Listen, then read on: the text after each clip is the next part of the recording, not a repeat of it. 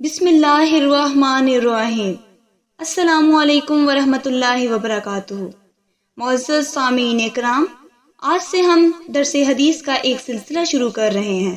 انشاءاللہ ہم روزانہ آپ کی خدمت میں ایک حدیث پیش کیا کریں گے تاکہ ہماری سب کی صبح کا آغاز درس حدیث سے ہو۔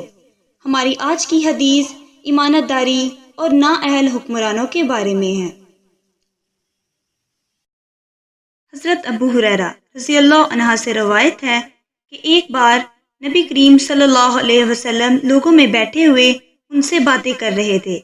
اتنے میں ایک دیہاتی آپ صلی اللہ علیہ وسلم کے پاس آیا اور پوچھنے لگا کہ قیامت کب آئے گی؟ آپ صلی اللہ علیہ وسلم اپنی گفتگو میں مصروف رہے۔ بعض لوگ جو مجلس میں تھے کہنے لگے، آپ صلی اللہ علیہ وسلم نے دیہاتی کی بات سنی لیکن پسند نہیں کی، اور بعض کہنے لگے کہ نہیں، بلکہ آپ صلی اللہ علیہ وسلم نے اس کی بات سنی ہی نہیں۔ جب آپ صلی اللہ علیہ وسلم اپنی باتیں پوری کر چکے تو میں سمجھتا ہوں کہ آپ صلی اللہ علیہ وسلم نے یوں فرمایا، وہ قیامت کے بارے میں پوچھنے والا کہاں گیا؟ اس دیہاتی نے کہا، یا رسول اللہ صلی اللہ علیہ وسلم، میں موجود ہوں۔ آپ صلی اللہ علیہ وسلم نے فرمایا کہ جب ایمانداری دنیا سے اٹھ جائے تو قیامت قائم ہونے کا انتظار کر۔ اس نے کہا، ایمانداری اٹھنے کا کیا مطلب ہے؟